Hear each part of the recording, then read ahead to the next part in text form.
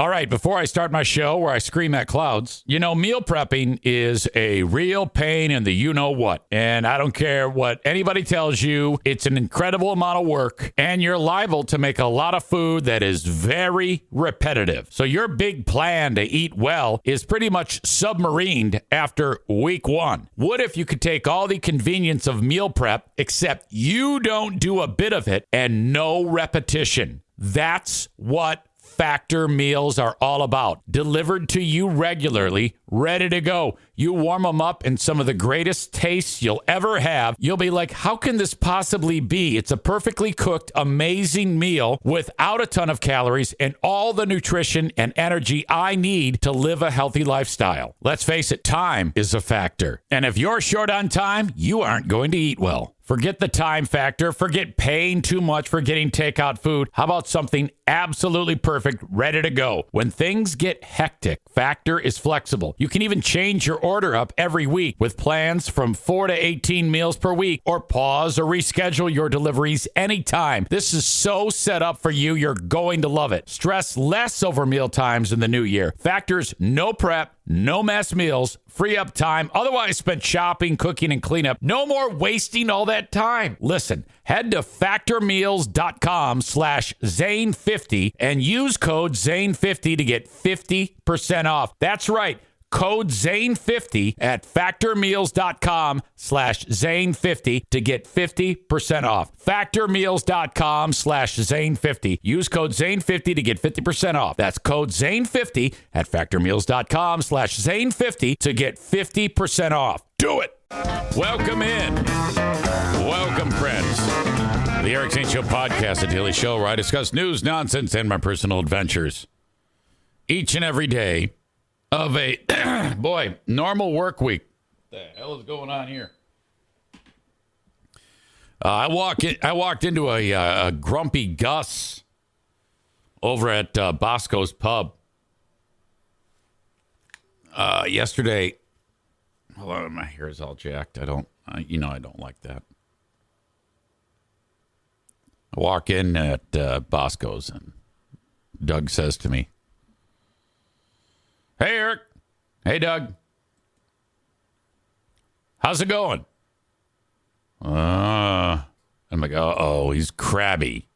Now, when Doug gets crabby, you pretty much avoid. Don't ask any questions. Don't get into his way when he's walking. So I recognize that right away. Now, I have no idea what the problem is. I just know it's not me. So I know that I can't do anything to get on his radar. So when that happens, I just keep my head down. This man could kill me in the blink of an eye.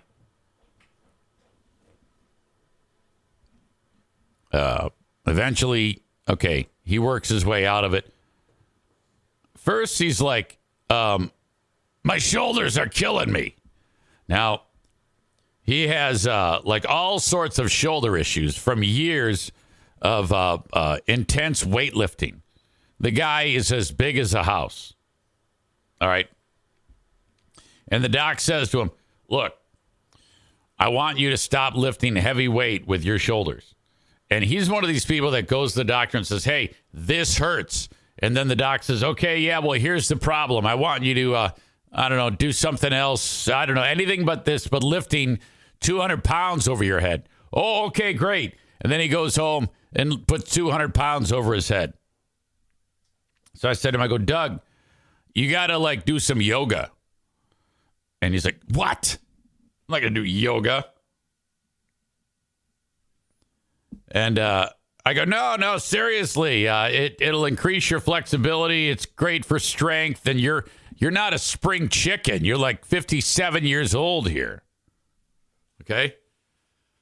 And, you can do DDP yoga. That's like Diamond Dallas Page. It's fantastic. Everybody raves about DDP yoga. And he's like, no, fuck you. I go, all right, fine.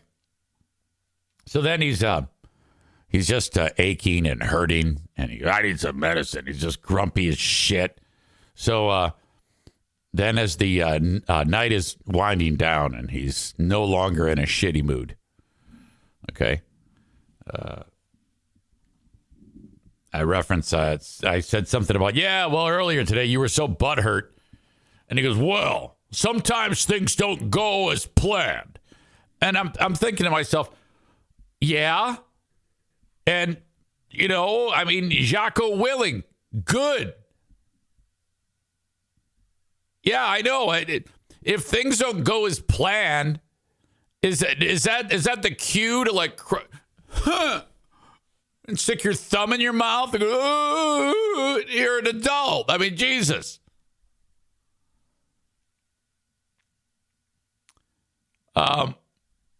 He goes, well, the beer distributor brought the wrong kind of beer.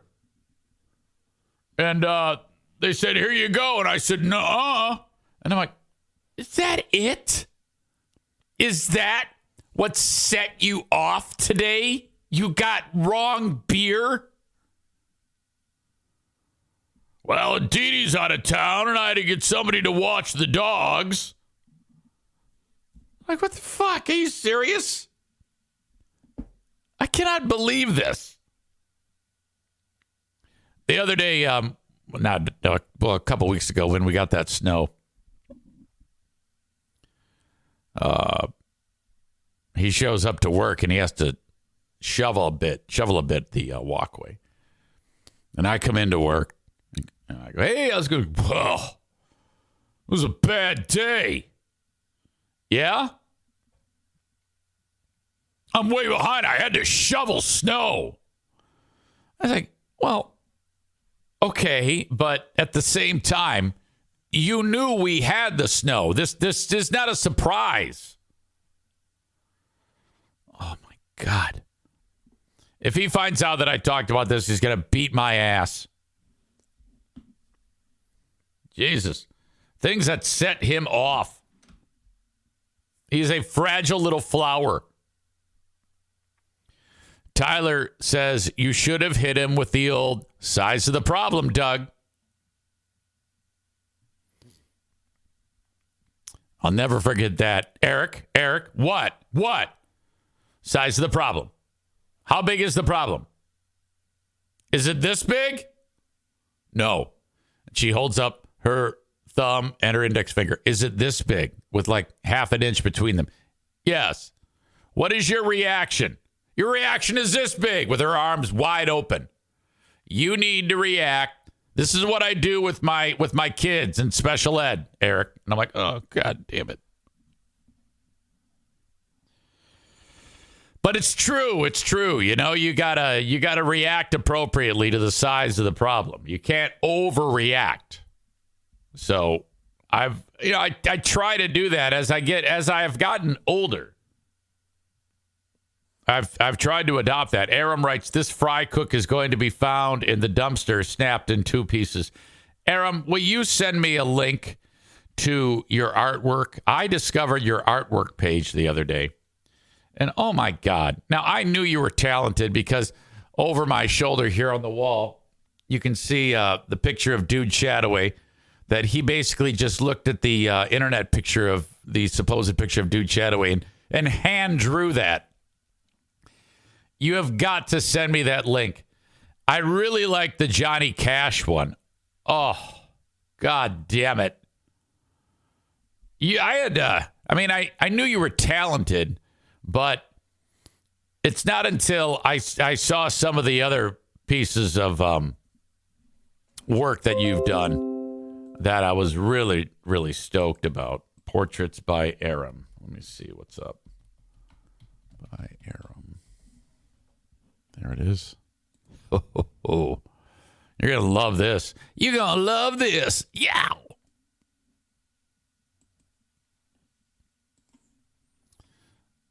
This is like somebody gives them a picture of the dogs with a stick, and then he draws it. So you can get like any picture made into like something like this. I think this is pencil. I'm not sure. Pencil, charcoal, perhaps. He's got dogs. He's got cats. And then people. Look at this sadistic son of a bitch. Laughing clown. Whoever this actual real picture is has murdered people. I love the Johnny Cash.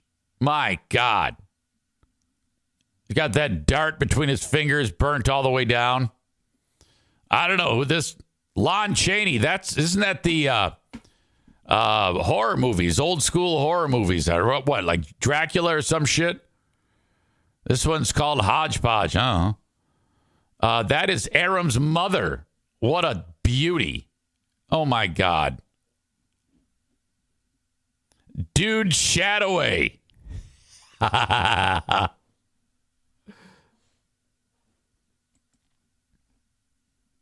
Another sadistic clown. John Brown. I don't know who John Brown is. Another crazy clown. Elvis. Oh my God, look at that. How the fuck do you do this? There you go. So you can commission Aram. Look, it says contact right here. You can contact him. Okay. So that might be like a fun gift for somebody. How cool is that? Little free ride for you, Aram. It's because you are special. Maureen says maybe he could draw me in clown face. No. You sound like a clown.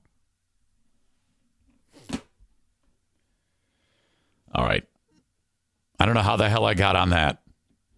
I have no recollection. Okay, I was talking about Doug. Somehow I went from talking about Doug at Bosco's to Aram. And then I think Aram made a comment, which made me think about Aram because I discovered Aram has a website where he talks about his drawings. All right. Toby Keith has passed away. This is a bummer. I think about 2 years ago, maybe less, he a stomach cancer diagnosis. 18 months after he revealed he had stomach cancer, he was just 62 years old. Unbelievable amount of hits for this guy. I mean, you go back to the early 90s or early to mid 90s. Since he started writing music, Toby Keith has written over 5,000 songs. I think he was working like in the oil industry before he hit it big in music. And boy, did he. I mean, this guy, he's the type of dude that would write like a patriotic song and you just want to go fucking join the army. Courtesy of the red, white, and blue, you know, that's the one that you hear it and, you know, you immediately want to enlist. Just really, really patriotic songs. I don't think he did anything too fucked up in his life that comes to mind. Beer for My Horse is another great song that he sang with Willie Nelson, including that line. I think there was a bunch of people that were butthurt because there's a line in the song about hanging people. Well, yeah, but he's not. It doesn't say we're going to go hang some black people. It says we're going to go hang the bad, evil guys who do bad or something like that. I don't know. Great song. I love that song, Beer for My Horses. I love this bar, Red Solo Cup. People, when they listen to Toby Keith songs, would either want to join the military, drink, or hang someone. Should have been a Cowboy was his first single. Was written in a motel bathroom in Dodge City, Kansas. He most recently performed a few sold-out shows, I think in Vegas, in December. He's had more than 10 billion with a B digital streaming plays, which is, I guess, what you what you use nowadays to actually show that you've made it as opposed to actually selling albums. Rest in peace. 32 number ones, 42 top tens. Toby Keith passes away at 62 years old. Corey says Red Solo Cup is his best. Was a huge hit. That's the one. Let's have a party. Yeah, let's have a party, and then let's go join the army and blow up Afghanistan. Chris says, I think he was arrested in Buffalo back in the day for something. He had a beef with the Dixie Chicks. Yeah, I remember that because I think the then known as the Dixie Chicks, now just known as the Chicks, because Dixie is like, you don't want to say that. Darla. Outside of that, I don't think we have anything too outrageous with him. Stealing a horse from the sheriff. He stole a horse? Holy shit, that's excellent. We have a couple of NFK stories to get into today. All right. Now, I have talked to you about the dynamic here around the house.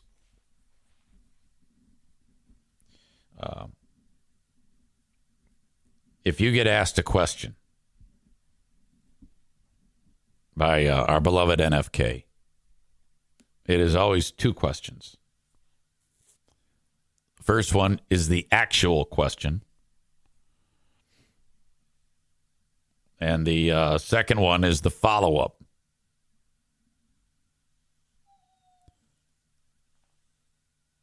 Darla's starting to squeak a little.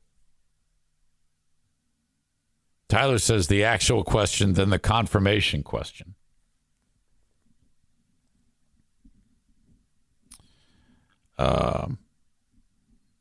If I'm opening a pill bottle and putting medicine in my hand and he sees me, I might get, are you taking your medicine, Eric? My response? Yep. Then the confirmation question. Are you? Yes. Darla. Okay, no. Just pause in the story. I think she's going to fall asleep because I think she's losing intensity on her little squeaks.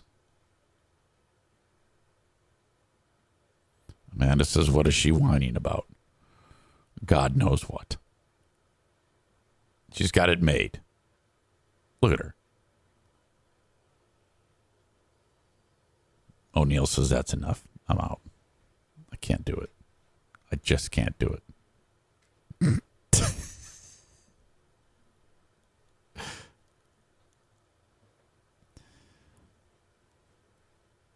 The NFK also has a tendency to only ask you questions that are obvious, that with just a couple of visual cues, he knows the answer.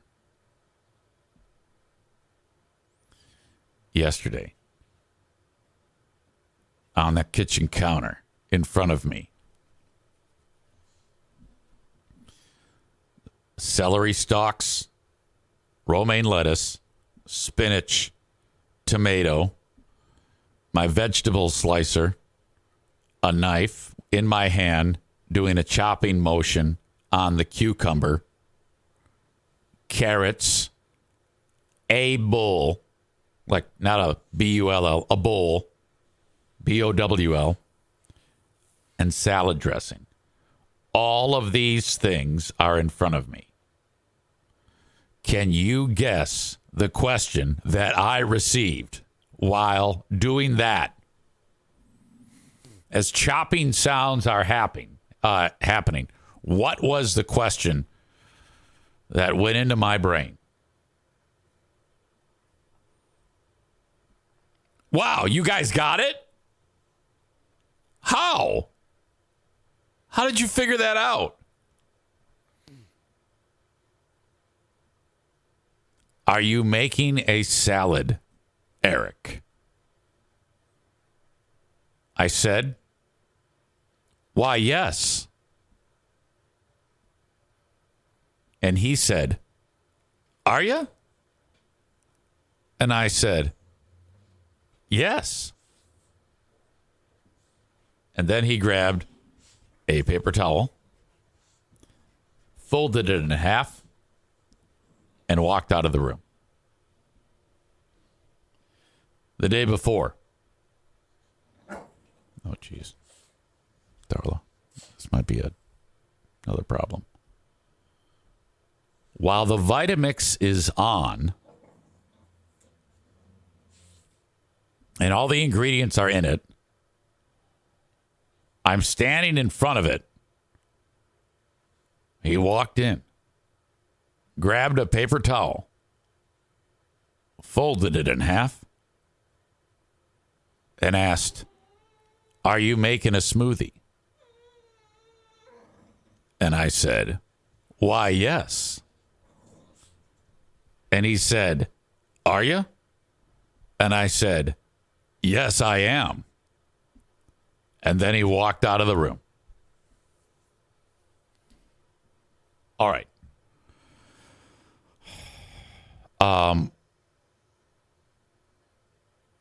Corey with the line, my reply would have been, no, I'm cooking a steak. Yeah, I don't want to do that.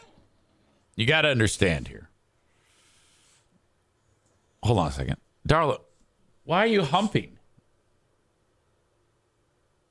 Knock it off. Blink, blink, blink.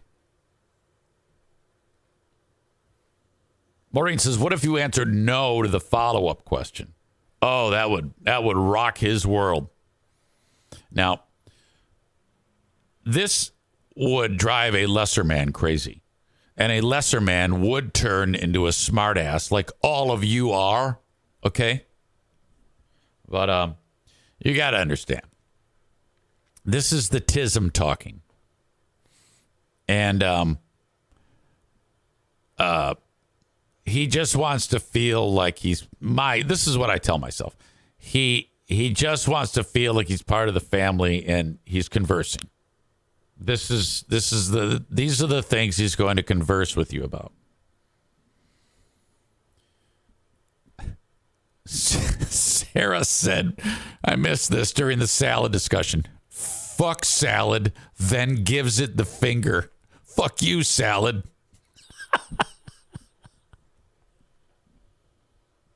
Oh, shit. Amy says, we learned from the champ, Eric. Linda says, you have more patience than I ever could. I even have more patience than Diana. You should see Diana. She starts to get agitated. I go, you can't lose your patience with him. You have to, keep it, stop. Don't do that. What happened the other day? Oh, fuck.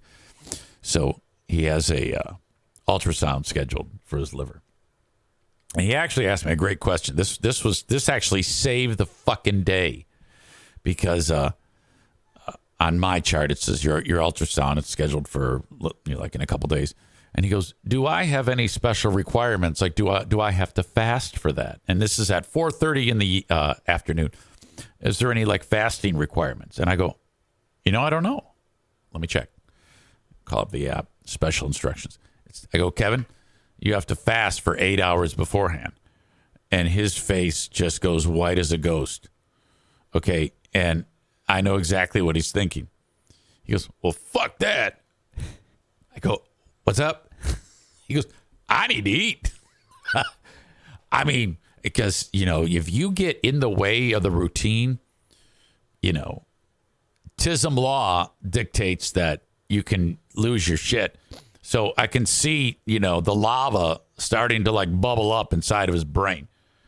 And I go, he goes, can you reschedule it? I said, do you want me to reschedule it for like the morning?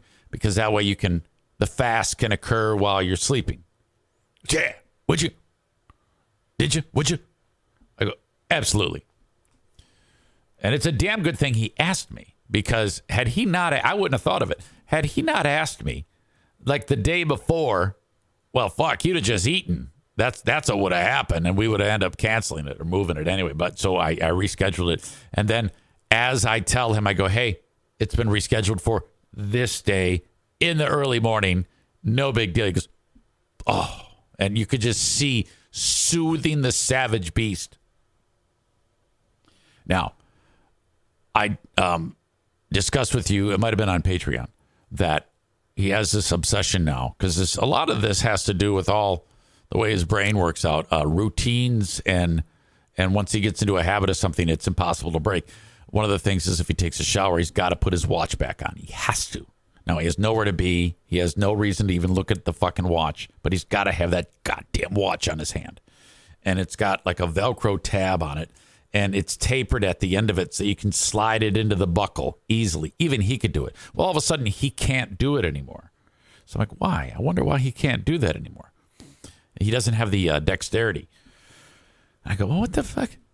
So he keeps saying, hey, can you put my watch on for me? I go, yeah, sure. So I put his watch on for him. And then the other day, he comes just before the show starts. He knocks on the door. Can you put my watch on for me? I go, you can just come in. He goes, well, I didn't know if you were doing your show. I go, well, first of all, I'm not talking. But anyway, I go, well, if you're not sure, just wait. And I'll get it when I come down. Oh, and I could see he's like, oh, God, I can't do that. There's no way I can do that shit. Are you kidding me? It's got to be on my wrist. So then I put it on the other day, and he goes, yep. It used to have that tapered part on it. And I go, well, what happened to it? He goes, I cut it off. Like, he gets his sister, he just fucking cuts the thing off. I go, what'd you cut it off for? He goes, well, it wasn't sticking anymore. Okay. So then today, I'm downstairs making the coffee, making the cream of wheat, getting ready to come up here and do my thing. He goes, I'm going to go up and take a shower. Okay. He takes the shower. Now, all of this shit, he's nude. The watch comes off, takes the shower. He's now thinking, I got to get to Eric before he starts his show and get my watch on my wrist, no matter what. So he hears me walking up the steps. He stops what he's doing in the bathroom, which is getting dressed. He has a T-shirt on and nothing else, and comes walking out of the bathroom with his giant ball sack and his micro dick swinging left and right, naked from the waist down. He goes, hey, can you put my watch on? And I'm like, fuck. Like, what am I seeing here? Yeah, I put the fucking watch. Yes, I can. Can you? Yes, I can.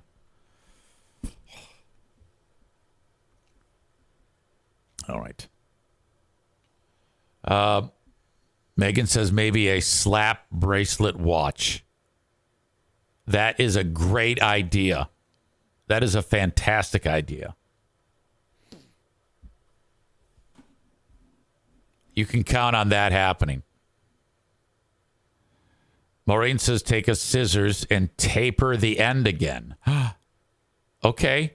Yeah, I guess I can. I don't want to fuck the watch up worse, though, because, there's stitching holding the Velcro onto the portion that the back of it, the backing, I guess. So if I cut it, it might open up into two, the Velcro and the backing. You know what I mean? Might fuck it up.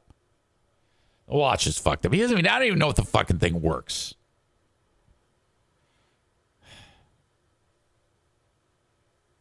Tyler says, are you cold, Kevy? Yeah, how can you tell? Come on. Maureen says, what about super glue? I'm getting a lot of great suggestions here. Becky writes, how about an elastic band? I love mine because then I'm not having to fuck with the clasp. Megan says, I'm going into a meeting, but slap bracelet watches on Amazon. Oh, my God. His mind would be blown, my dear. Blown. All right. We have to get into the new drama about nudity on the show, on the Patreon. And Hurricane Ashley is not here, and which surprises me. I thought that she would be here. There's a new development on the Eric Zane Show podcast and nudity. I don't want anybody to get the wrong idea. I am not like promoting nudity on the Patreon bonus podcast at all. By the way, the coincidence here is remarkable. Amy sent this along. Amy and Ashley sent this along. Amy wrote, "You have opened Pandora's box, Eric."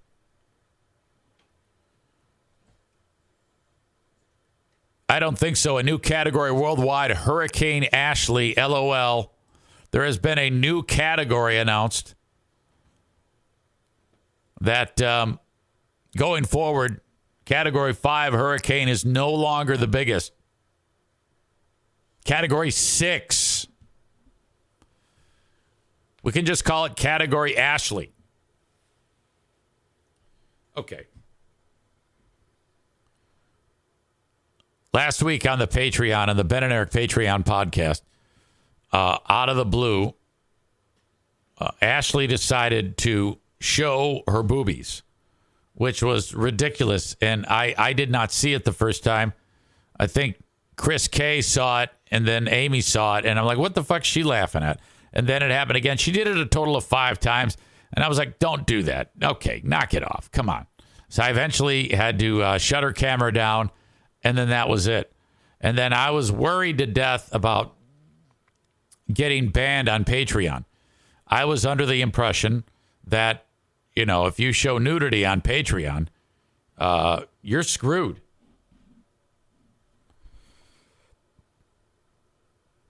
That if they find out about it, they could shut your page down. And I can't have that.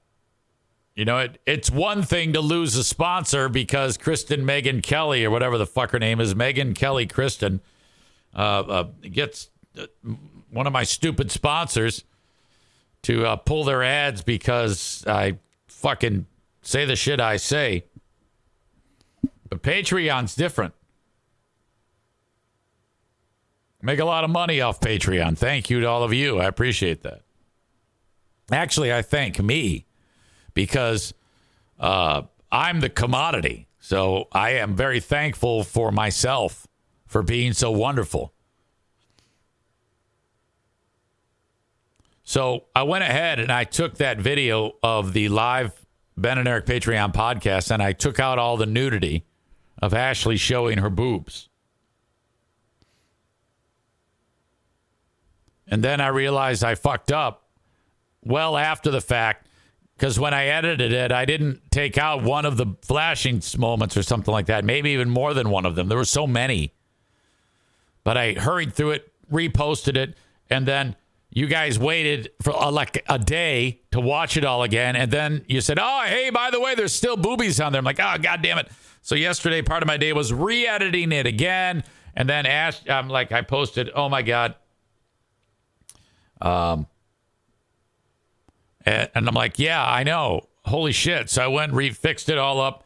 And then she knew that I was pissed off. So she said, hey, I'm sorry about that. I won't do that again. I go, look, yeah, promise me you won't do that anymore. I can't have that.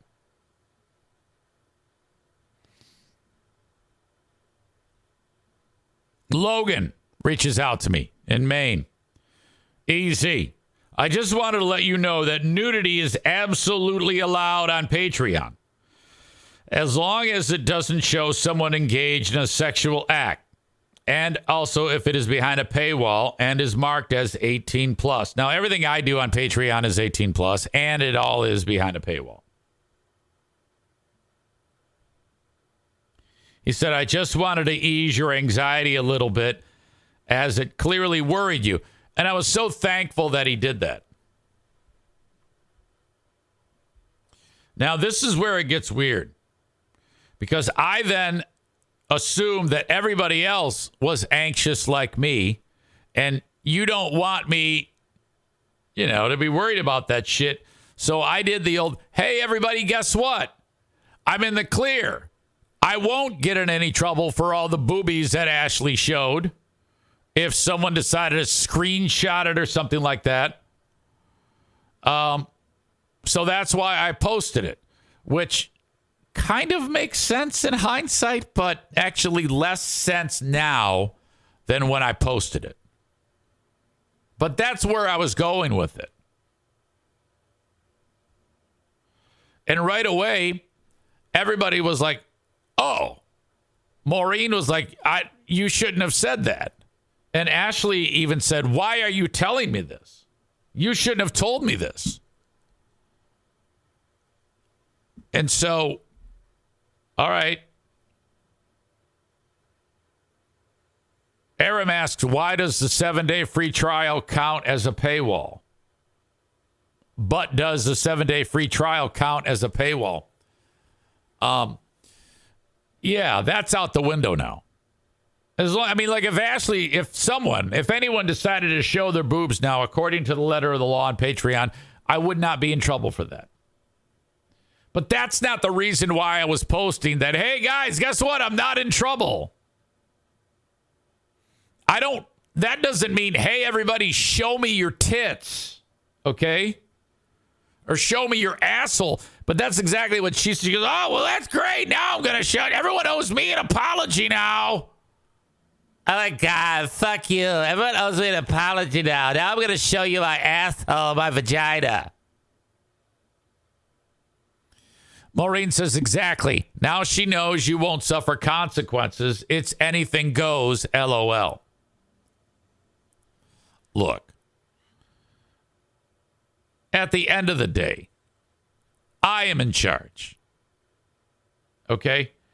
If anyone decided to show their boobs, it would last maybe half a second, and then I would turn the camera off.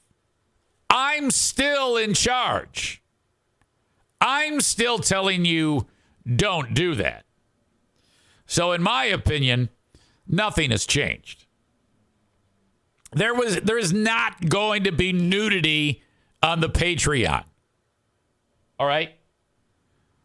We're not going to be saying, all right, the idea of a third tier, tier 1 audio, tier 2 audio video live streams, tier 3 tits.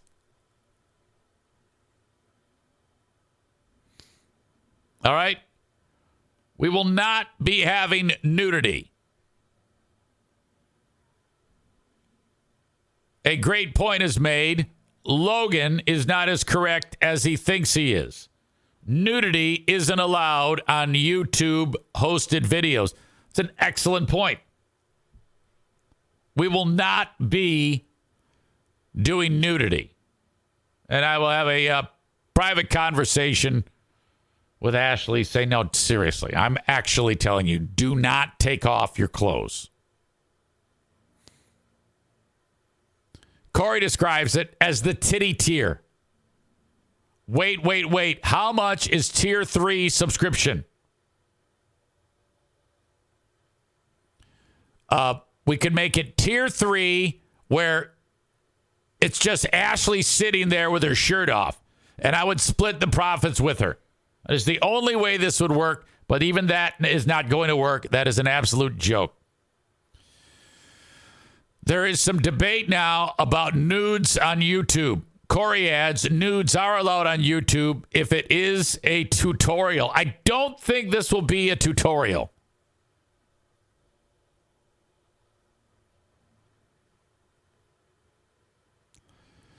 PSN Bleach says, bring Cinnamon Muff in on this. No, we're not going to show my wife's muff on Patreon. Nothing has changed. Look, I posted that I'm not now safe and I'm not in jeopardy of losing my page, which I thought was useful information for the audience that cares about me and wants the show to grow. It was not a green light to announce, hey, guess what? You can show your boobs. All right?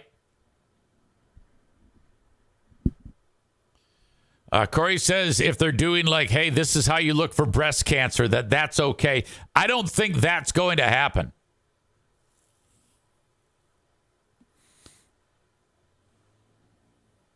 Amanda says, we do care about you, Eric. We are glad you're not getting in trouble. Let us have our fun. Well, I'll let you talk about it, but you cannot show your breasts on this, especially yours. I mean, my God. If that fucking boulder comes flopping out, it's going to cause a 11 on the Richter scale earthquake. Don't post content on YouTube if it shows the depiction of clothed or unclothed genitals, breasts, or buttocks that are meant for sexual gratification. Nudity and, well, there's a lot of gray area there. Because Ashley would say, and I could say, that it's meant for shock and comedic value.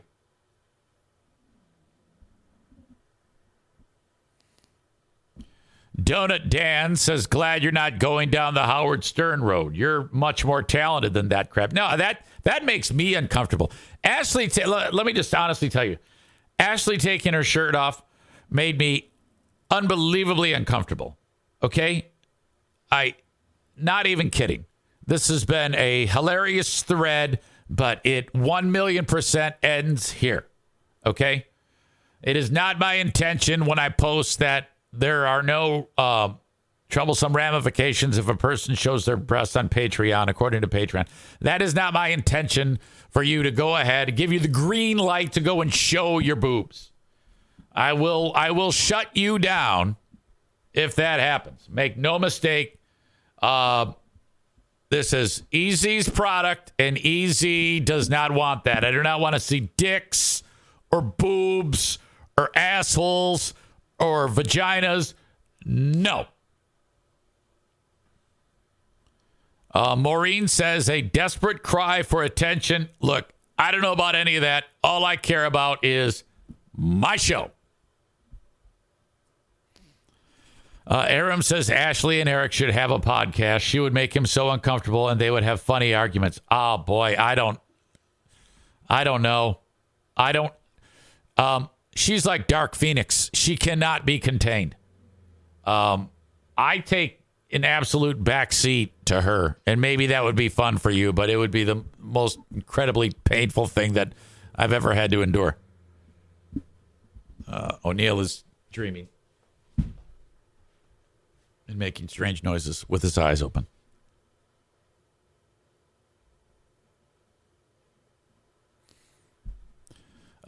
Titty tear on a Big Titty Tuesday on today's Big Titacular.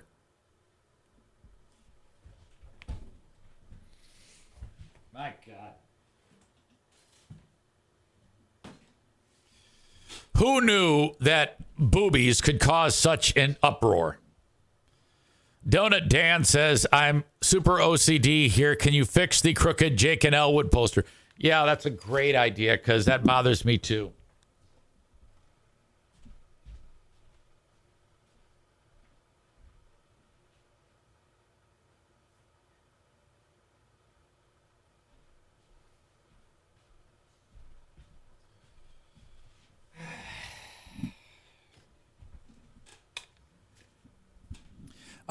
Typically, during the week, I announce which day of the week will be a big fraud week here on the show with Ben Glaze. And unfortunately, no days will be a big fraud day because Wednesday to Sunday, every minute of every day is booked. Whether it's sports or the other things that are going on in my life, we are actually putting a pause on this week's Ben and Eric and Who Are These episodes. I will, however, post something to listen to while I'm away. So, this actually works out fantastic. It needs a rest after all of that. But the following week, back as good as new. All right. If you are watching the show on Facebook or X or YouTube, thank you so much for checking it out. And if you want the full show, it's available on Twitch. Download the Twitch app, search Eric Zane Live, and you are in business. Or if you're at a desktop or a laptop, go to twitch.tv/Eric Zane Live. All one word, and you are good to go. Send me an email on the Shoreliner Striping inbox, eric@ericzaneshow.com. And download the audio podcast wherever you download shows. I prefer Apple Podcasts. This becomes the audio podcast shortly after I finish up with a couple quick edits, show notes, and off we go. And then, of course, the Patreon. Been a lot of talk about the Patreon lately. So the thing I can stress about that is that you get 7 days free. It is a no booby zone. Patreon.com/Eric Zane. Patreon.com/Eric Zane. 7 days free when you sign up. You do need a payment form when you sign up, but you can immediately cancel it if you want, and you still get the 7 days. So that's cool. Some folks just like wait through it and say, yeah, let's see how he does. And then they like it, and then off they go. $5 or $10 a month. As I said, $5 a month is the audio, $10 a month, the audio, video, live streams. And $5,000 a month is the full titty tier. I haven't yet launched that. Still waiting on approval. But okay. There you go. The open and live stream of the Eric Zane Show podcast. First of all, let me kick these folks out. Facebook and Twitch brought to you by Irvine's Auto Repair, Grand Rapids Hybrid and EV. X brought to you by Blue Frost IT. The open and live stream brought to you by Impact Power Sports in Rockford, Michigan. If you're headed up north this year, you want a brand new toy for your toy hauler. UTV, ATV, motorcycle, maybe a Yamaha golf cart, Michigan's newest golf cart dealer of Yamaha golf carts. You can find them at impactpowersportsmi.com.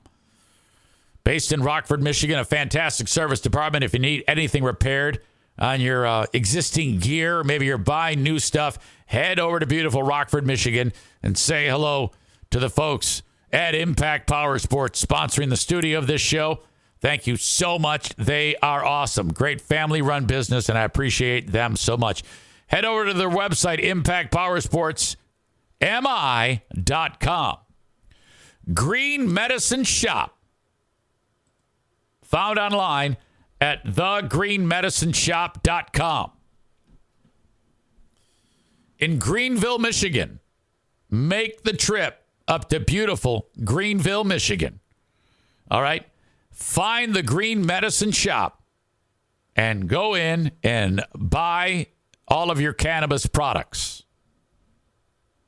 It's important that you have a medical card when you buy from the Green Medicine Shop.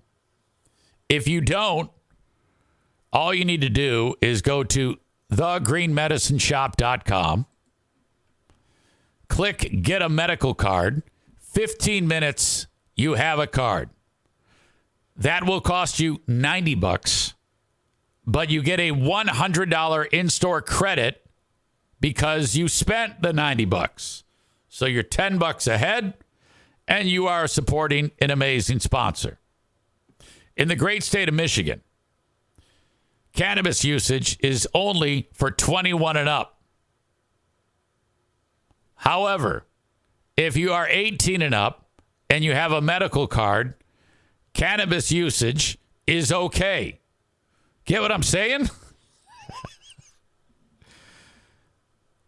So if you're 18 and up and you're like, God damn it, I want to smoke like everybody else smokes right now, but I'm only 18 years old. Now, fuck that. Get your card and go buy your cannabis from the Green Medicine Shop. You can't buy it at a recreation facility because it's 21 and up. Not a Green Medicine Shop. 18 to 21, Malcolm. Welcome. Malcolm in the middle. Welcome with a valid medical card. Malcolm, what the fuck is wrong with me? So there you go. 18 and up. Get your valid medical card from thegreenmedicineshop.com. And then go to the Green Medicine Shop. You get a $100 in-store credit, and off you go. That's how you do it. You beat the system. It's crazy that we live in a world where it's easier for a person to smoke pot than it is drink beer.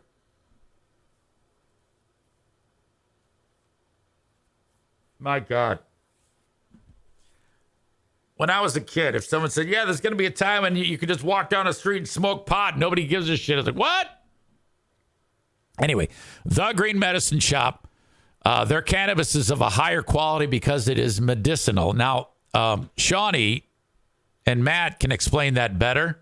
They're the experts over at Green Medicine Shop, why it is that their flowers, their products are more pure than recreational marijuana. Recreational cannabis products. But they are. And they explained it to me. And she's a pharmacist, okay, by trade. Shawnee is. So she can explain it better than I can. But anyway, head to their beautiful shop in Greenville, Michigan. And you're like, well, why? How come they can't just do a recreational shop? It's because in Greenville, it's a very conservative, like a lot of places around where I live, area, and they won't allow it. They even though it's, completely legal in the state of Michigan, there's an ordinance that says you can't do it there. You can't sell it there recreationally. You have to do it medicinally. So that's how they do it. So please support the sponsors. We are going to do the Cannabis Caravan. We'll take a group of cars up there, and I'll introduce you to Matt and Shawnee. They're awesome. All right. Where the hell am I here? Oh, thanks again to Throat/Dale from Superior Cleaning and Power Washing. It's about time to start. God, I can't talk today. I'm talking too fast. Start scheduling. 231-740-4098 for the power washing season right around the corner. 231-740-4098. Big Dan Frazier is in the chat right now. He sent me a message on chat, and he's there on the text. He goes, hey, man, Toby Keith died. It's like, dude, I led off the show talking about Toby Keith. What the fuck? There's a reason why the show starts at 8. We opened up the show with him talking about Beer for My Horses and all that other amazing songs that guy's made. And I don't even think he's been too much of an asshole or anything like that. Like, I don't think he beat up any black guys. Eric Nagel is here. He says, I cannot smoke the stuff. I do want to try the gummies. Medicinal gummies? Have you not tried medicinal gummies? Now, I don't partake. I can't do that shit, man. Fuck that. I am too high on life to want anything other than the feeling I get from ADHD. I'm already blessed with ADHD. It is so awesome. God, I get so much joy out of like walking around and doing the dishes. Iraq says recreational dispensaries are thriving in New Jersey. Corey says some people eat those to help them fall asleep. Kuipers says gummies will change your life. Dude, I already have the perfect life. Why would I want to change it? Okay? Now, when you say gummies will change your life, I don't think it's changing yours because you still live with your mom and dad. Okay? You can't, if you're going to take a gummy, tell me that it can have you go buy a house and, enter the big boy world. Does that exist? I'm kidding. That's mean. Okay. Son of a bitch. What a day. There is a new Winnie the Pooh Blood and Honey movie coming out. Yes. Oh, my God.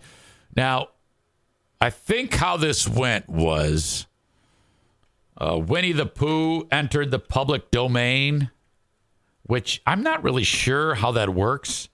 I think if you come up with something creatively, And I don't, again, this is very strange. I don't know how this is, but over time, it's like not yours anymore.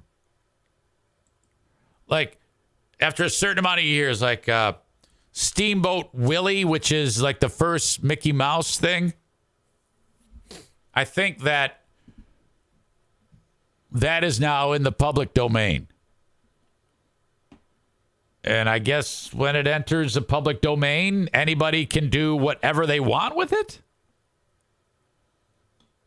Like use it for their own purposes, use the intellectual property or whatever.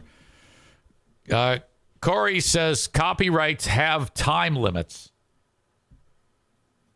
Why? Why is that? So if someone comes up with something and it has a copyright on it, why is it that it's suddenly not yours? And why can't you extend it further? Maybe you can. Maybe they just didn't give a shit. But that happened with the whole Winnie the Pooh thing. And so right away, like the day that happened, some guy's got a concept for a horror movie, and it's where all the characters for the fucking 100 Acre Wood start murdering people. A live action movie. It's some fucking psychopath wearing a Winnie the Pooh mask. Now the movie's a big pile of shit, but enough people watched it that it generated a ton of money. E-Rock says Winnie the Pooh wasn't Disney's to begin with. No, I know that. I was using that as an example, though. That just happened. So the same thing. It happened to both things. It happened to Winnie the Pooh, and it happened to Steamboat Willie. And now, like every year, is there like as the years pass, like in 100 years, like in 1970, whatever, Dark Side of the Moon came out. So does that mean after a certain amount of time, it doesn't belong to Pink Floyd?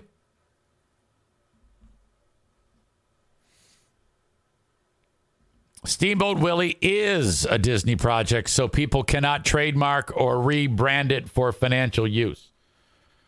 Well, whatever the hell. It's confusing to me.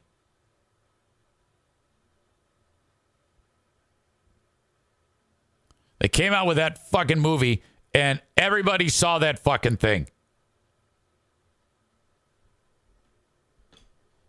It was so big that they came out with another one. And I think they have I don't know, it just looks like a better movie. It looks like they made it with better special effects, whatnot. And so let's watch a trailer. Fuck yes. Fuck yes, Kumia. The new Winnie the Pooh Blood and Honey 2 trailer.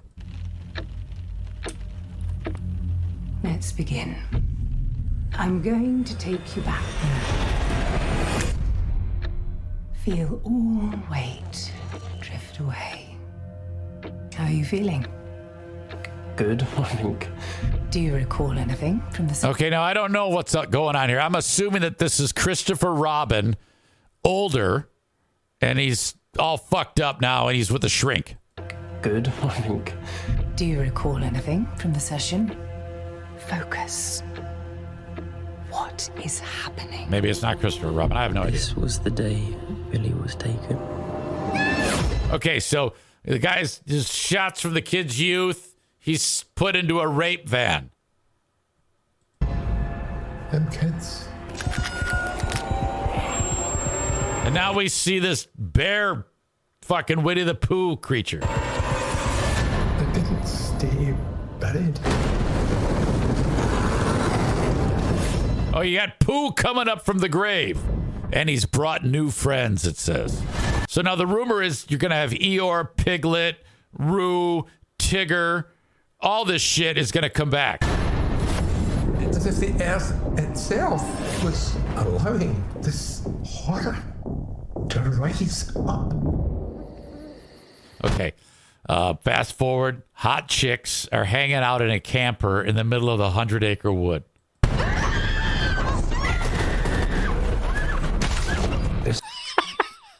You see this metal bar come flying through the camper, and of course the black chick dies.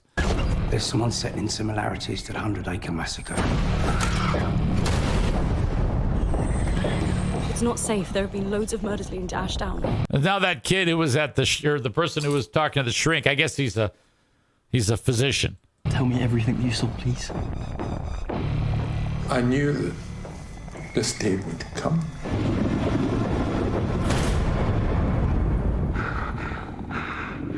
Okay.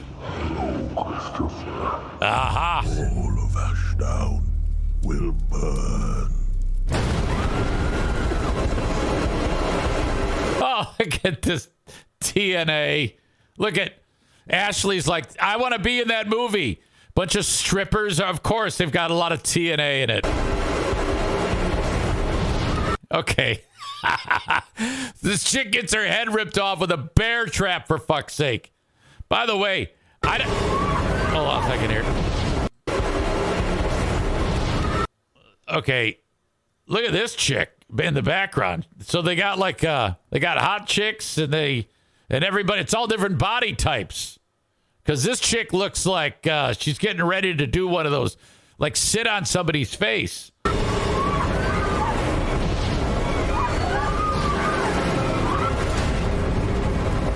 Oh my God, what the fuck?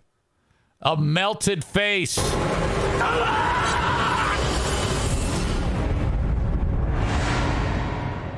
Winnie the Pooh, Blood and Honey #2.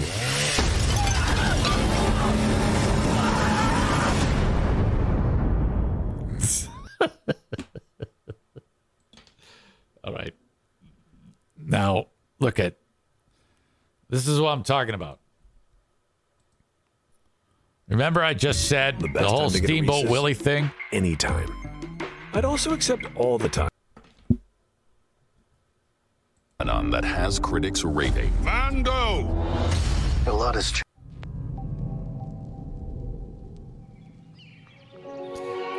Two weeks ago, the Steamboat Willie went into the public domain. I was talking about. And so this is the movie that's already in the works.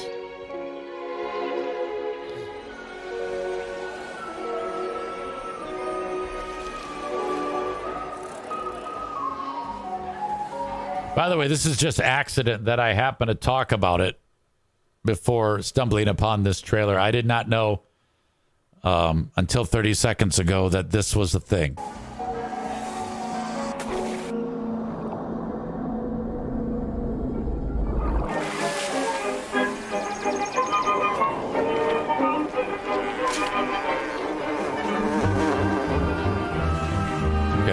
Cameras going across the river's edge.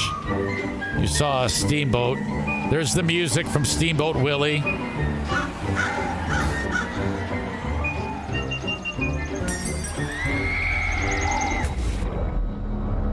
All right, the tone has changed now.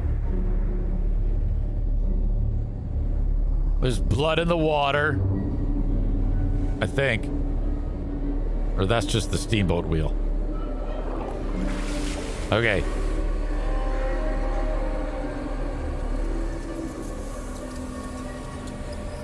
Okay, the steamboat is a shithole. There's shit everywhere. The steamboat's completely fucked up.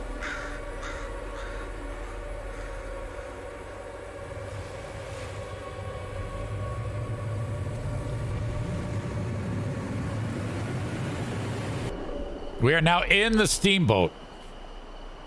It's desolate. Flash. There's someone's hand.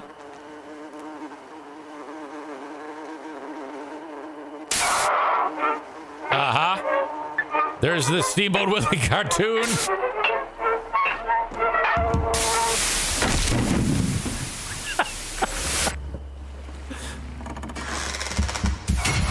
Oh, that's it. It's stupid.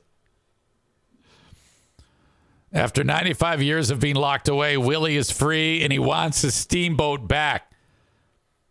Check out the return of Steamboat Willie, an upcoming new film being created in Unreal Engine by Future Studios.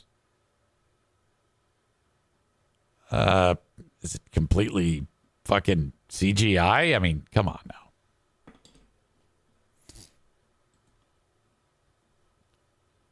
How stupid is this?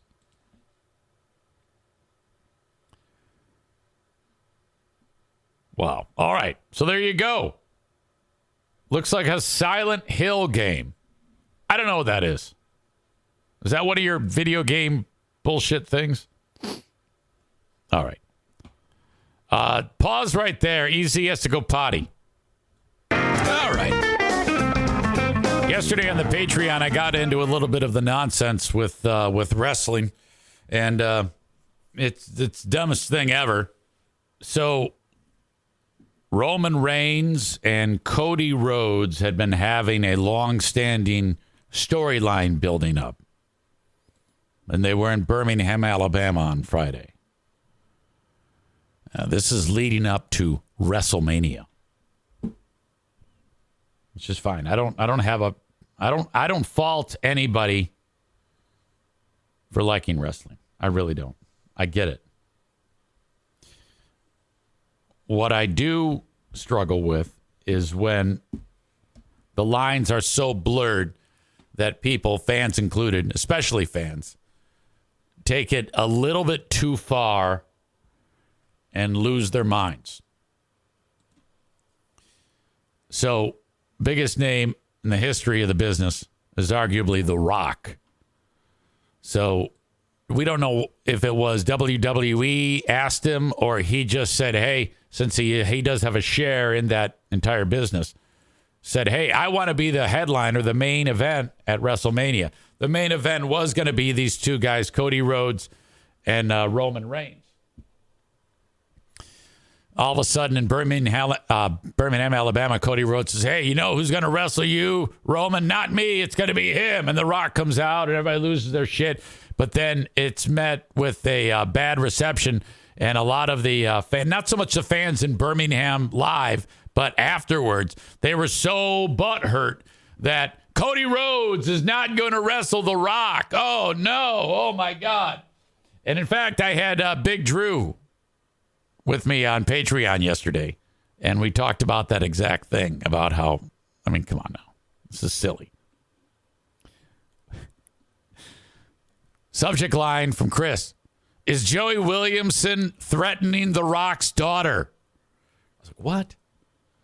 Now, that's a joke because Joey's such a fan. The Rock's daughter, I think she wrestles. It says NXT superstar Ava. I don't know shit about this. That's the daughter of The Rock. Wrestling fan has been threatening her death because her dad is going to be in the WWE WrestleMania main event against Roman Reigns. That's what they're doing. They're threatening her with death.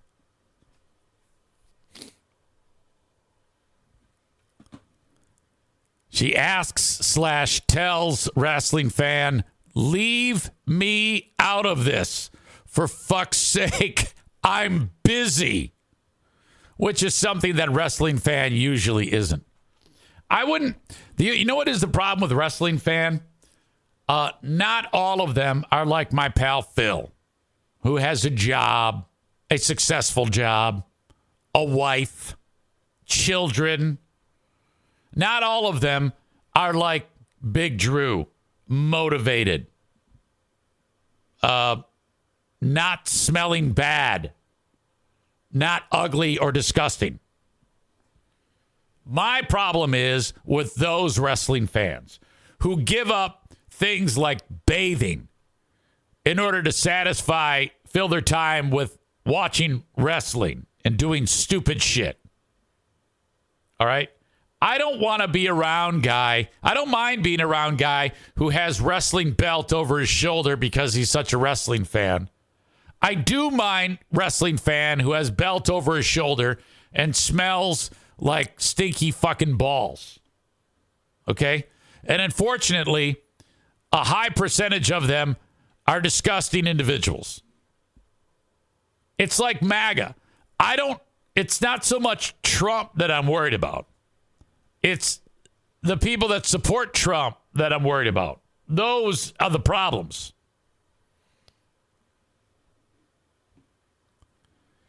Another fan took to X to say the fact that some of y'all on both sides of this Cody Rock fiasco are harassing people who have nothing to do with it, like Ava, is really disgusting. I guess she's the general manager of NXT, which I don't know what that is. It might be a fucking dance troupe as far as I know. I'm guessing it has something to do with wrestling. So dumb. The Rock himself has taken to social media following the backlash, stating there's a word for this explosive, insane reaction. Undeniable. No matter the era, the decade, or the city, the energy and connection between the people's champ and the people can never be broken. So he's being he's acting. God, this is dumb. The whole thing is stupid. You know who wins out, though, is the WWE. Because it doesn't matter if people hate it or like it, as long as they're making noise. The problem starts when they don't make noise. If no one responds to what you're doing, that's when you're in trouble. Corey says general manager just means in the storyline she runs the brand/show. Bob says NXT is a minor league WWE.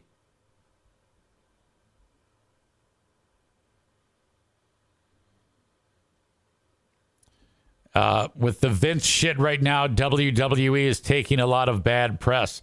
Oh my God, the Vince thing. The fact that he took a dump on that chick. God damn.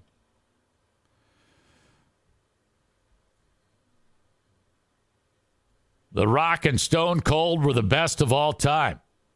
That's cool. Corey's a wrestling fan. Corey loves it. I don't mind a wrestling fan who can also have thick skin and know that what they're doing is ridiculous. Okay? I love that type of wrestling fan. That's my favorite type of wrestling fan. Wrestling fan who actually describes it as like real, gets so into it that, oh, fuck me. Just god awful. I can't do it. I can take it in small doses. I would go to those events just to people watch. The time I went with Jackal and my daughter, and Greg and Chris were front row, and we had tickets further back. And I made, you know how you have to make a sign that says like The Rock or whatever, or maybe one of the things they say. I went there to troll people, and I had a sign, hand to God, that said, "No hot chicks here." And I'm holding it up above my head, and I'm like, it never dawned on me that that was incredibly insulting to everyone, and they might all kick my ass.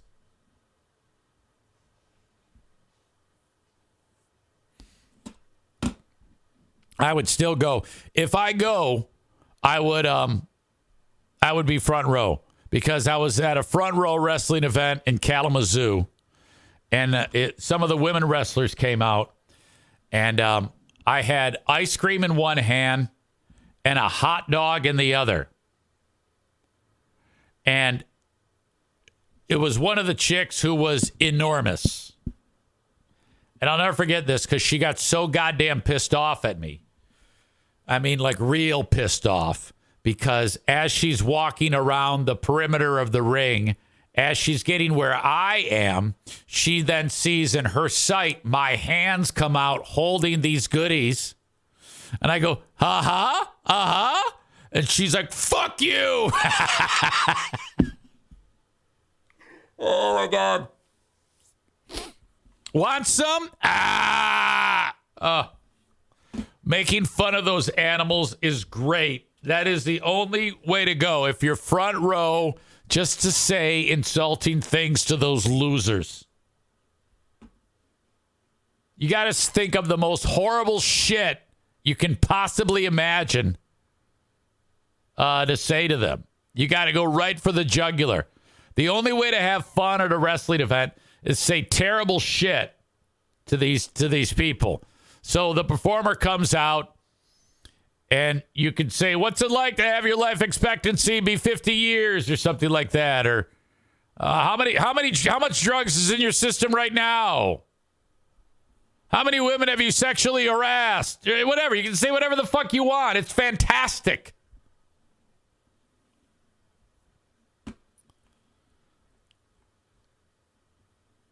Bob says Roddy Piper, best ever. Chris says, I loved it when I was a kid. Iron Sheik, Junkyard Dog, Andre, Hulk Hogan, Sergeant Slaughter, etc. Maureen says you might get yourself body slammed doing that, though. Good. That would be fantastic. Chris says they would yell racist shit at Junkyard Dog, and it was somehow okay. In the 80s, the announcers would say that. Jesse the Body Ventura used to say all sorts of racist shit about, like, Junkyard Dog, and there was a guy named Tito Santana. He's a Mexican. And he used to make all sorts of fucking horrible jokes about Mexicans. About how, oh no, he'd call him Chico Santana and say he's lazy and he's going to take a nap in the middle of the fucking match. It was awful. Ben Glaze is here. He says, if there was more face pooping, I'd watch. You fuck. All right. Thank you to Blue Frost IT, the managed IT service provider for the Eric Zane Show podcast. If you ever need any help technically and you're in West Michigan, this is who you call. If you need to upgrade the tech in your business, call Blue Frost IT. Get a 30-minute consultation. They'll tell you what you need to keep your business running in tip-top form. You just might need an upgrade. Maybe your employees are like, God damn it, this shit sucks. Let's upgrade. Don't just go buy the stuff off the shelf. Get a fresh approach and a accurate level of what you need with Blue Frost IT. Easy as a vouch store. What is vouch? That merges creators with small businesses. For sale on my vouch store, you've got coffee, a toothbrush, you've got alcoholic beverages, and a massager. We are talking about the Nimble Accelerate and the Nimble Express percussion massage guns. Now, this would make a great gift for somebody who has sore muscles. Maybe they work out a lot. Maybe they're elderly. You name it. The percussion massage gun, Nimble Accelerate and Nimble Express will do an amazing job for you. A bit pricey, I realize, but it makes a great gift. You can see that and all of my products at my Vouch store. Vouch.store/Eric Zane. Thank you so much. I appreciate you if you check it out and think about it. Rick from TC Paintball says we use Blue Frost. Is that new or old? How long have you been utilizing Blue Frost IT? I'm curious about that. Great group over there. Let me know.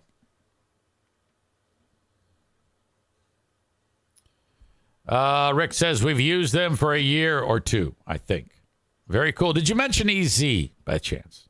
I hope you did. All right. Thanks again to Frank Fuss, My Policy Shop Insurance. Online at buyinsurancehere.com. If you are in between jobs, perhaps unemployed, or you own your business, reach out to Frank Fuss about getting insurance on the marketplace, Obamacare. Go to buyinsurancehere.com and you can begin that process. Frank takes care of everything for you. The best part, you don't pay Frank. Frank gets you into a policy. The policy the company that services the policy, they pay Frank. That's how this works. My Policy Shop Insurance. Frank Fuss, get a hold of him, buyinsurancehere.com. All right, super serious story where here in West Michigan, my God, this is unbelievable. A kid 25 years ago, was like a 13-year-old school-age girl in one of the area schools. And she was molested for years by an educator, according to police and according to her.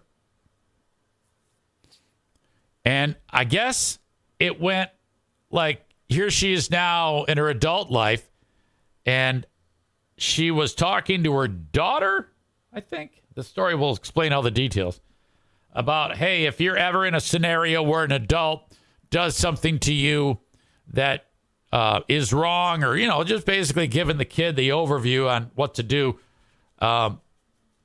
you make sure you tell somebody, because, that will stop that, and we can, just basic safety shit. And then I guess it hit her like a bolt from the blue. God damn it, that happened to me, and I never told anybody. I was abused, and I never told anybody. And the bad guy is still out there. Well, the alleged bad guy works at another school right in West Michigan, Lowell. Well, shit rolled downhill fast. This woman immediately said, you know what? I never contacted police, and I just let that go. I shouldn't have done that. For years, I was abused. Holy shit. And now I am going to let it be known. Called the cops, and within just a short amount of time, you'd think after so many years you'd have difficulty making all those puzzle pieces fit, but I guess they did quite quickly. And now this guy is getting fucked right in the butt, rightfully so, allegedly.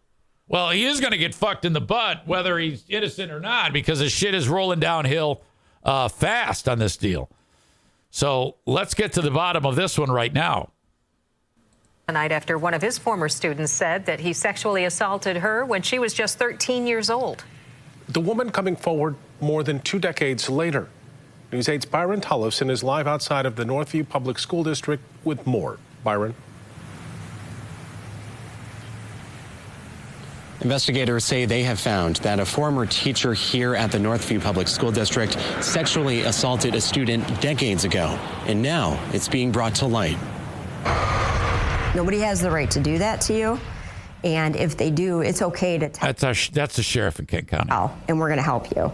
The woman says she was just 13 years old when she was sexually assaulted by a Northview Public School District teacher more than 2 decades ago. She's held her silence ever since until now. It is pretty often that a victim who is victimized over a course of several years doesn't tell that story right away, doesn't have the personal strength at that time to come forward, or doesn't believe that they would have the support necessary to come forward. What changed her mind about sharing her story was talking to her daughter about what to do if she ever faces sexual harassment. And realize that I didn't report this, and I should probably report this. It's important that I do. So last Thursday, the woman, now 39, told investigators everything, saying she was sexually assaulted by the teacher between 1998 and 2003.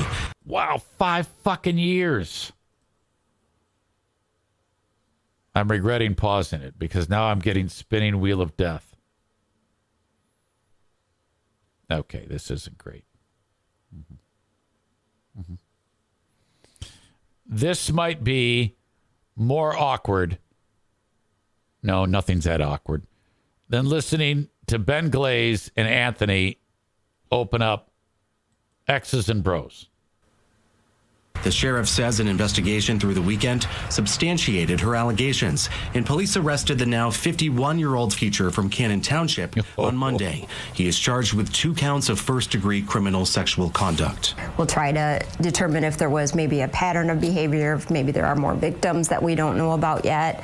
There's more of it to follow. Wow. We are very sure in this context that this man victimized this this young woman at the time.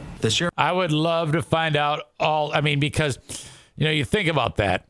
As time passes, that would make investigations more difficult. But the fact that they very quickly were able to turn that around means there's some really great evidence against this motherfucker.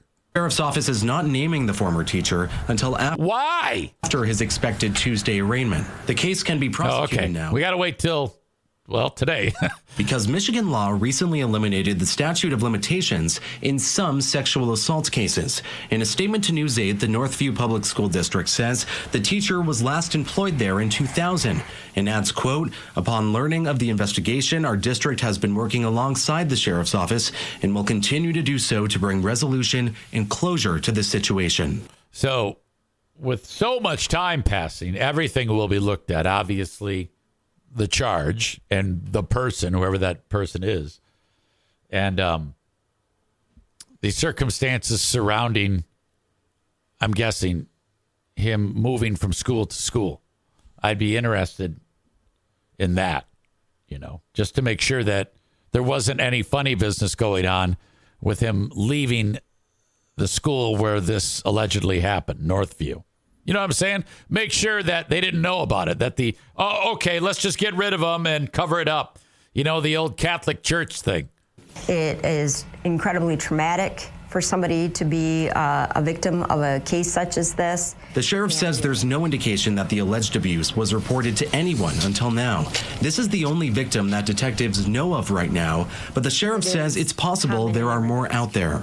It's something that we all have to be very cognizant of and look for signs of and look for ways to interrupt that behavior, and then be an accepting place to tell the story when it is uncovered that this has happened. According to the sheriff, since the teacher left Northview, he has taught in at least one other school district before he was recently suspended. Lowell Area Schools tells News 8 today a current teacher at the high school has been placed on administrative leave for misconduct allegations without naming the teacher, adding in a statement, quote, there is no indication at this time that the misconduct occurred on school property or involved Lowell Area School students or staff. The sheriff's office plans on releasing the name of this suspect tomorrow morning after that arraignment, which is expected to happen then. The sheriff's office also plans to ask then if anyone else is a victim to come forward. Oh, yeah. Live near Grand Rapids, Byron Tollefson, News 8. Good job being somber, Byron. That'd be weird if he was happy. All right. So that is an intense fucking story. Tyler writes, if this was a female teacher, I'd reserve judgment until seeing a picture. But since it's a male teacher, fuck this guy. Lock him up for life. Oh, big time. You know how it is. Linda says, name him on the Patreon if it's announced by then. Yeah, no kidding. Wow. I can't imagine. So if you're the teacher, let's just assume this is all true in a hypothetical scenario. To have that type of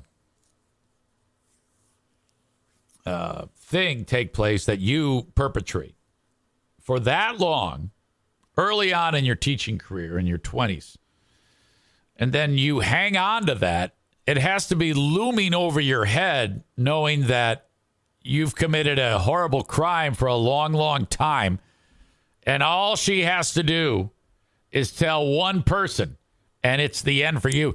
He's had to live that way for his whole life, but knowing these sick narcissist sons of bitches, they probably don't think for a second that they did anything wrong. And they walk amongst us, these animals. Further making me feel like if I had young children nowadays, yet another reason to want to explore schooling them at home. God damn it. You know, with so many different things that can fuck someone's life up in the schools these days. I can't tell you how long and hard I would think about that. I would probably just commit to it and just school my kid at home. Fuck you. This is ridiculous. All right. Well, I can't wait to get more on that story. I'll be following that one for sure. All right. Where are we going now? I don't know. I don't have a ton more to talk about. Oh, how about this? This family just got $2 million, and all they had to do was be black and get handcuffed by some cops who racially profiled them. This is mom, this is daughter, and this is other daughter. They all ended up getting handcuffed because in Colorado, somebody stole a car and they said, all right, be on the lookout for black. So then the cops see mom driving the kids to school. These are not the people that stole the car, but it was APB. Be on the lookout for black. Full racial profiling. If you see a black person, pull them over and handcuff them. So that's what happened. And here they are. This is the position that you have to be in. Face down, handcuffed, and upset in order to earn $2 million. Because that's what the settlement is. Okay? They were going to sue the Aurora Police Department for like a ton of money. And the way that was going to work out is this little one here was going to have to be subjected to all sorts of intense courtroom drama and shit like that. So the family just said, well, we'll just take the $2 million. Okay, it's moments like that where these people just got $2 million that they're like, thank God we were racially profiled. This worked out. I mean, you hit the jackpot. Back in 2020, 4 black girls lay face down in a parking lot crying no and mommy as a police officer who had pointed her gun at them then bent down to handcuff their wrists. The youngest wore a pink tiara as she held onto her sibling's hand. The 6-year-old, whose name is Lovely, watched as mom was led to a patrol car in handcuffs after she screamed at the cops, saying, I don't have anything to do with you, with somebody stealing a car. Now, Aurora has agreed to pay $1.9 million with mom and the girls to resolve a lawsuit that claimed the police officers' actions were evidence of profound and systematic racism. Hard to argue with that. The settlement saved the girls the trauma of having to relive what happened during the trial. The money will be divided among mom and the 4 girls, with the girls' portions being placed into annuities, so the money will grow by the time they access it when they turn 18. In a written statement, the city confirmed a deal had been reached. The Aurora Police Department remains committed to strengthening the relationship with the community through accountability and continuously improving how it serves the public, it said. You know, it should just say, we at the Aurora Police Department are admitting that we fucked up. It was supposed to be a fun day out for the ladies. Sisters and nieces and mom there. And then the shit hit the fan. Now it says an investigation by prosecutors found no evidence that the officers committed any crimes. I mean, that usually happens, like, for example, in Grand Rapids. You had that cop here, that local cop, the white guy, and he pulled over the guy, and the guy didn't have any ID, and then the guy ran away, and he ended up getting shot in the back of the head. That was ugly. That cop's going to go to prison for a long, long time. This one, none of that happened. But now the city had to settle for $2 million. One of the officers who stopped the car was suspended for 160 hours And they all still work for the department. All right. This happened at a time, there was still a lot of the injustice from the George Floyd thing. People were still pissed off about that. They're still pissed off now. The settlement also marks the latest that Aurora has been forced to pay out over police misconduct. In 2021, Aurora settled for $15 million with the parents of Elijah McClain. The 23-year-old black man was killed in 2019 as he was stopped as he walked down the street, placed in a neck hold, and injected with a sedative. What the fuck? I do not remember that. What the fuck? Put him in a chokehold and injected him with a sedative? He'd be like, no, fucking just tase me. Don't shoot a sedative into me. God damn.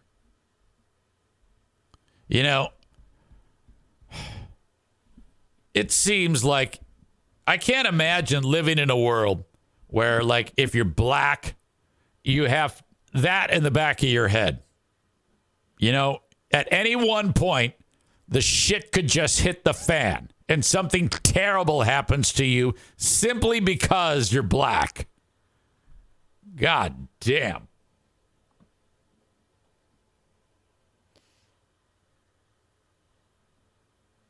Rebecca says those poor kids are traumatized. I tell you what, Rebecca's husband, he's had to live that.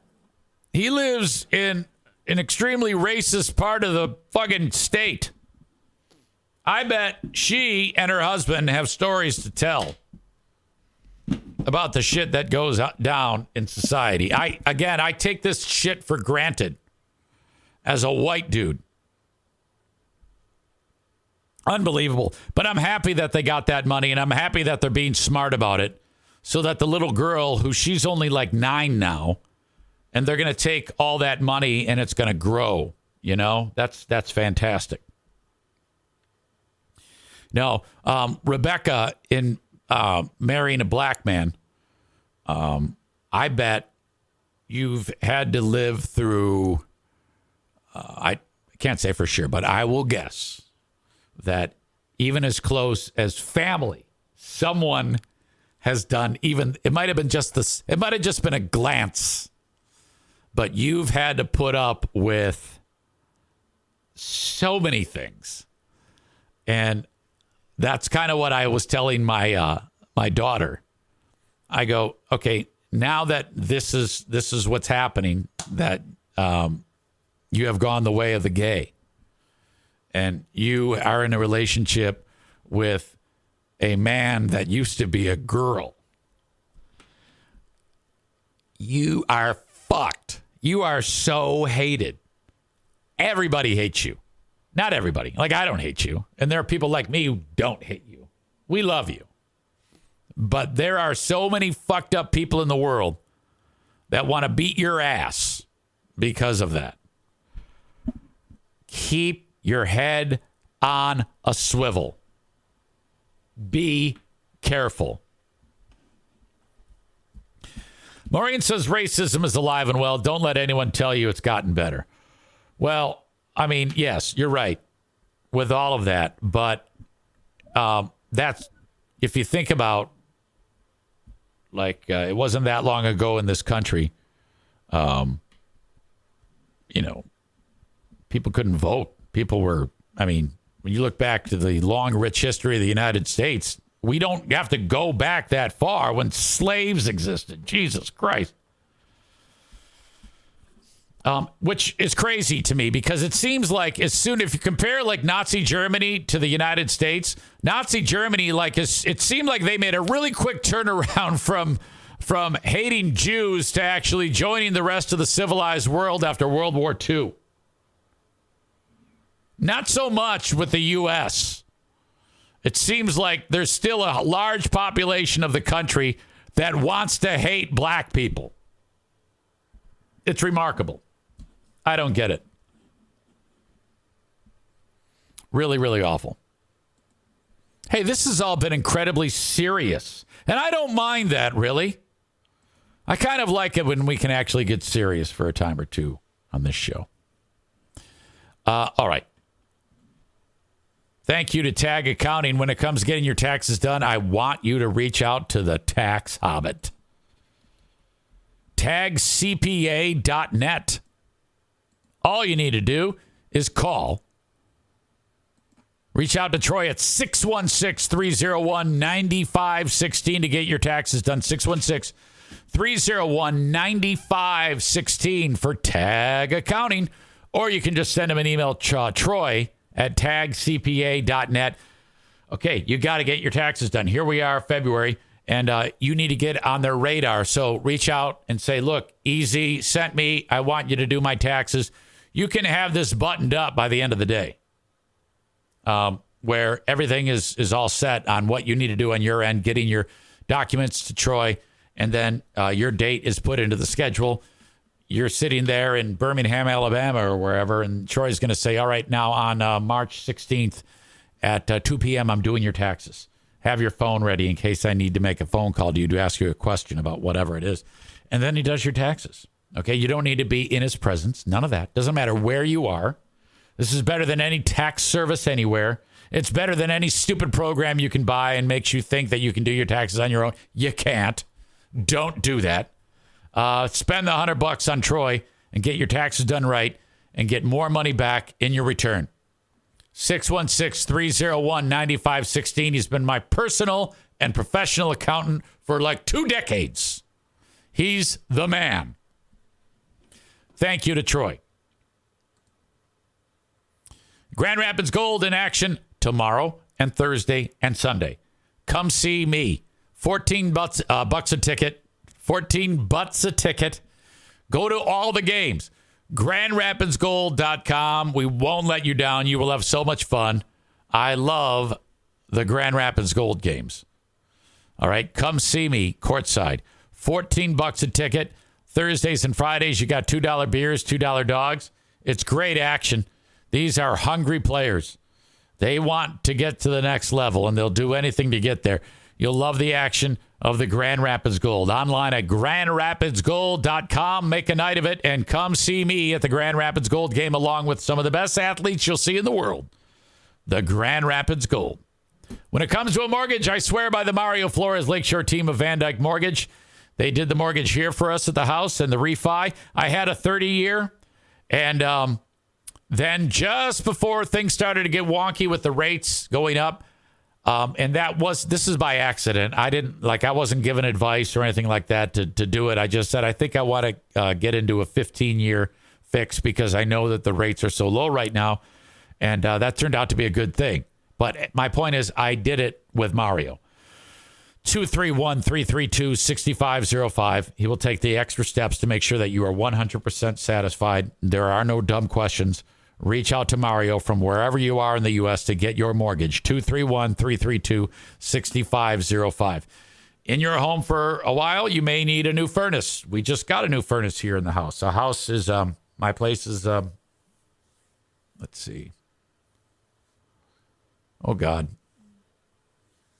25 years old, 26 years old. So what I replaced was the original furnace, and it needed to be replaced.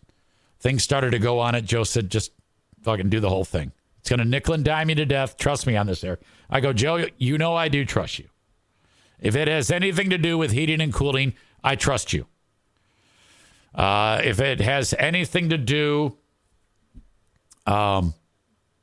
with the Detroit Lions or Michigan, I don't trust you.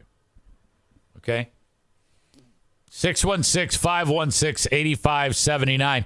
By the way, he got his van fixed. That Chris, the Mexican, one of his employees, smashed up on the day that they were putting the furnace into my house. How great was that? Congrats on getting the van fixed, buddy.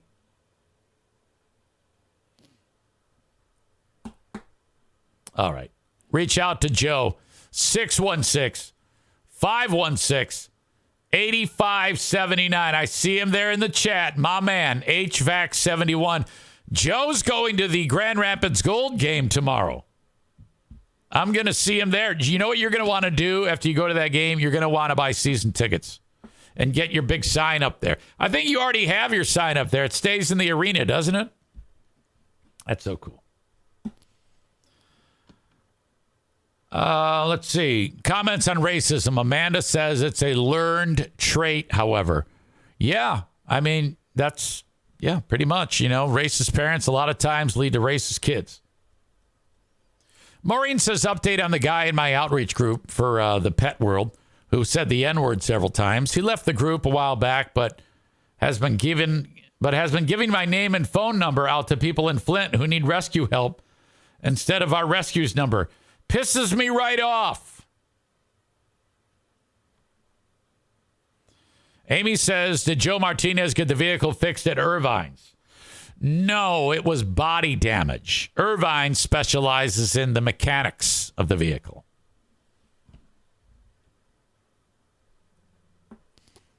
All right. I think that's it for you. I've got the asshole of the day today.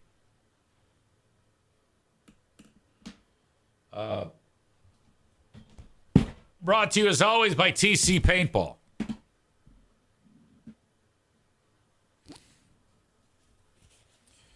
Yesterday's asshole of the day was Ashley for showing her boobies. And, I'm not going to apologize for that. Ashley should not have shown her breasts on the show. For the cavemen morons, the dudes, they were all like, yeah, let's see tits. Look, I like boobs as much as the next guy, but I mean, it's got to be the right environment. So I do not endorse nor condone Ashley showing her boobs. I laughed at Amy laughing. Amy cracking up makes me crack up. It's really funny when she gets going. Like, I cracked her up when I was putting an avatar over my face, and seeing her crack up, that's like, oh, I got to keep making her laugh. She's hilarious. Well, she was laughing her ass off, which made me laugh. That was funny. Jimmy's comment was funny when he said, I love this fucking show. I'm moving to Michigan. Chris says Ashley is like an odd stepdaughter. Now, let's just chalk it up to a monumental moment, a historic moment that we cannot repeat. Let's just let that be. It happened. We got a laugh. There was some drama. We're not doing that anymore. Okay? The show was not built on people showing their boobs. And I will say that if you do show your boobs, like if Ashley showed her boobs again, I would ban her from the live stream. She would not be able to be on the live stream anymore. And every time she did something that was ridiculous like that, I would add another layer to the punishment. No, I don't give a shit if Patreon said you can. I am the boss.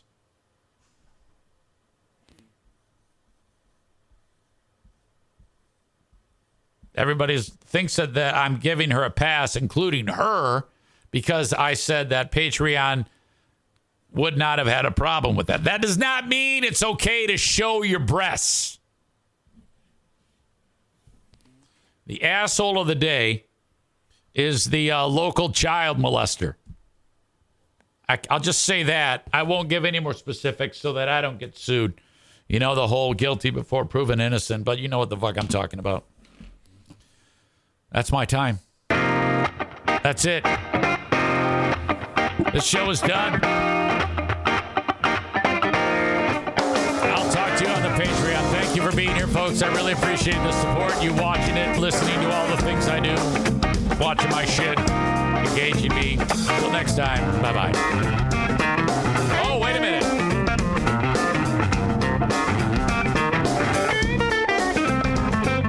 I want you to search your brain.